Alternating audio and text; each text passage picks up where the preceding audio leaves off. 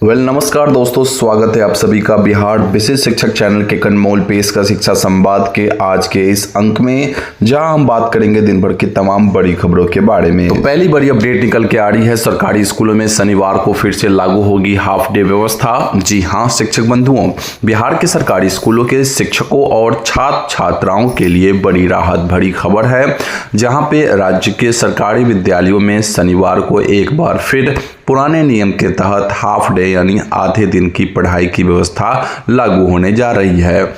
सूत्रों के अनुसार शिक्षा विभाग के उच्च अधिकारियों के साथ हुई बैठक में स्कूल टाइमिंग और साप्ताहिक शेड्यूल की समीक्षा के बाद इस प्रस्ताव पर सहमति बन गई है। शिक्षा मंत्री जल्द इसकी औपचारिक घोषणा कर सकते हैं, जबकि 31 मई तक आधिकारिक आदेश जारी होने की संभावना है।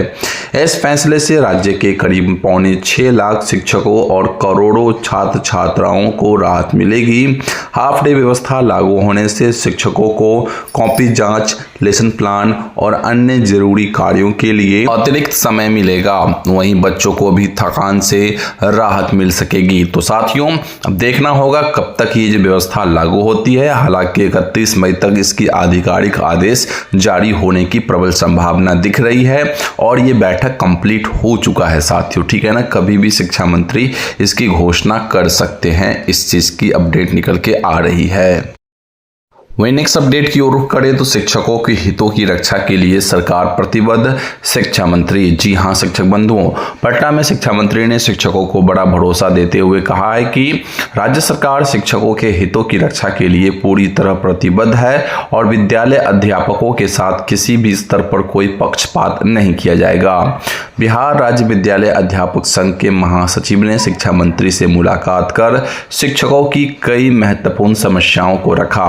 इसमें गृह जिलों से दूर पदस्थापित महिला व दिव्यांग शिक्षकों के लिए सुगम ट्रांसफर नीति लागू करने, वेतनमान की विसंगतियों को दूर करने तथा विभिन्न जिलों में लंबित बकाया भुगतान की मांग प्रमुख रूप से शामिल रही। शिक्षा मंत्री ने कहा है कि सरकार नवनियुक्त शिक्षकों की परेशानियों से पूरी तरह अवगत है और ट्रांसफर, वेतन तथा अन्य समस्याओं के समाधान के लिए पारदर्शी और सकारात्मक तरीके से काम किया जा रहा है। उनके इस बयान से राज्य भर के शिक्षकों में उम्मीद जगी है और आने वाले समय में विभाग जो है बहुत जल्द शिक्षा विभाग शिक्षकों के लिए ट्रांसफर पॉलिसी और अन्य पॉलिसी लेके आ सकती है, जिससे शिक्षकों के लिए काफी आसानी हो सकती है। खैर, बढ़ते हैं नेक्स्ट अपडेट की ओर, जानते हैं अगली बड़ी अपडेट को। तो अगली बड़ी अपडेट निकल के आ रही है, बिहार के 80,000 गांव टोलों में लगेगा समर कैंप। जी हां शिक्षक बंधुओं, बिहार में गर्मी की छुट्टी के दौरान सरकारी स्कूलों के 5वीं एवं 6ठी क्लास के बच्चों के लिए 1 जून से 30 जून तक राज्य के करीबन 80,000 गांव टोलों में समर कैंप आयोजित किए जाएंगे। इन कैंपों में लाखों बच्चों को भाषा और गणित की विशेष पढ़ाई कराई जाएगी, ताकि उनकी बुनियादी दक्षताओं को मजबूत किया जा सके। प्राथमिक शिक्षा निदेशक ने सभी जिलों के अधिकारियों को इसके सफल संचालन के निर्देश दिए हैं। समर कैंप पूर्णतः समुदाय स्तर आधारित होगा, जिसमें प्रत्येक कैंप में 10 से 15 बच्चों को शामिल किया जाएगा। बच्चों को स्वयं सेवक कमाल पद्धति और असर टूल के माध्यम से खेल, कहानी, पठन पाठन एवं अन्य रचनात्मक गतिविधियों के जरिए पढ़ाए जाएंगे। शिक्षा सेवक, तालीमी मरकज कर्मी और अन्य प्रशिक्षित स्वयं सेवक प्रतिदिन 1 से 1.5 घंटे तक विशेष शिक्षण देंगे। शिक्षा विभाग द्वारा कैंप की ऑनलाइन मॉनिटरिंग भी किया जाएगा, ताकि इसकी प्रभावी संचालन सुनिश्चित हो सके। तो साथियों, देखना होगा कि इस वर्ष में समर कैंप का क्या माहौल रहता है। फिलहाल हम बढ़ते हैं नेक्स्ट अपडेट की ओर और जानते हैं अगली खबर को। तो अगली बड़ी अपडेट है, पटना के 50 सरकारी स्कूल बनेंगे डेमो विद्यालय। जी हां शिक्षक बंधुओं, पटना जिले के 50 सरकारी प्राथमिक विद्यालयों को डेमो विद्यालय के रूप में विकसित किया जाएगा। इस पहल का उद्देश्य सरकारी स्कूलों में बुनियादी साक्षरता को मॉडल आधारित और गुणवत्तापूर्ण तरीके से लागू करना है, ताकि बच्चों की प्रारंभिक सीखने की क्षमता मजबूत हो सके। पहले चरण में फुलवारी शरीफ, नौबतपुर और विक्रम प्रखंड के चयनित स्कूलों को शामिल किया गया है। बिहार शिक्षा परियोजना परिषद के सहयोग से आयोजित कार्यशाला में प्रधानाध्यापकों को 21 सप्ताह की पाठ योजना, शिक्षक संदर्शिका, छात्र कार्यपुस्तिका और मूल्यांकन प्रणाली की जानकारी दी गई। कार्यशाला में प्रारंभिक भाषा शिक्षण, पुस्तकालय मॉडल, सामुदायिक सहभागिता और बच्चों को समझ के साथ पढ़ने वाला आत्मनिर्भर पाठक बनाने पर विशेष जोर दिया गया। अधिकारियों ने कहा है कि यह पहल आगे चलकर पूरे बिहार के सरकारी विद्यालयों के लिए एक व्यवहारिक मॉडल साबित हो सकती है। तो साथियों, इसी के साथ हम बढ़ते हैं नेक्स्ट अपडेट की ओर और जानते हैं अगली बड़ी अपडेट को। ओके, तो अगली बड़ी अपडेट जो निकल के आ रही है साथियों, नियोजित शिक्षकों की सक्षमता 5 परीक्षा का एडमिट कार्ड जारी हो चुका है, जिसकी सूचना मैंने आपको अपने व्हाट्सएप चैनल पे दे दी थी कल ही। अगर आप अभी तक हमारे व्हाट्सएप चैनल से ज्वाइन नहीं किए हैं तो जाके आप हमारे व्हाट्सएप चैनल को ज्वाइन कर ले, लिंक वीडियो के डिस्क्रिप्शन बॉक्स में होगा। बाकी साथियों अपडेट है यहाँ पे कि स्थानीय निकाय शिक्षकों की सक्षमता परीक्षा 2026 यानी 5वां सक्षमता के लिए एडमिट कार्ड डाउनलोड शुरू हो चुका है।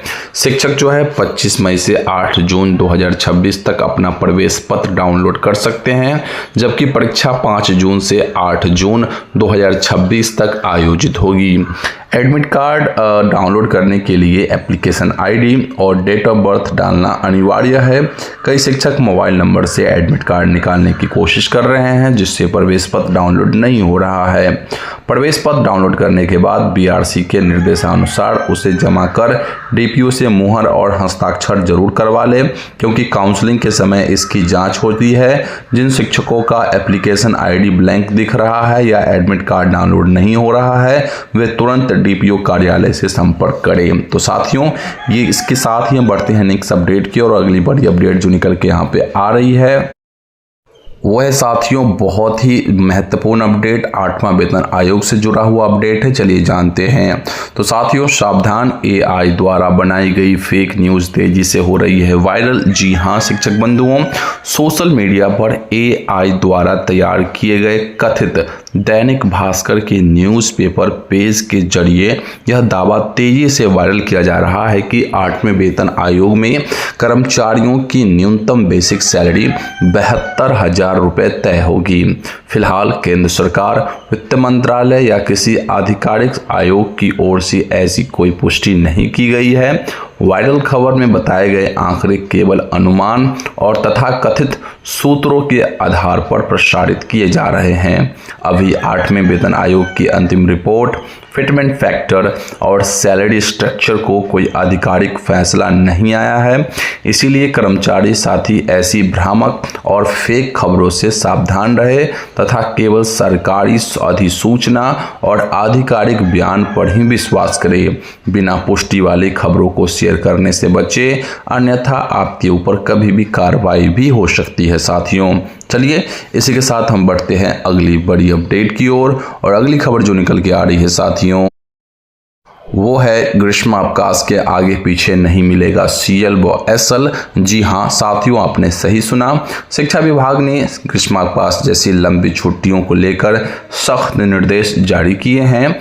नए निर्देश के अनुसार अब किसी भी शिक्षक या कर्मी को ग्रीष्मावकाश के ठीक पहले या बाद में आकस्मिक अवकाश सीएल और विशेष अवकाश यानी एसएल आसानी से स्वीकृत नहीं किया जाएगा।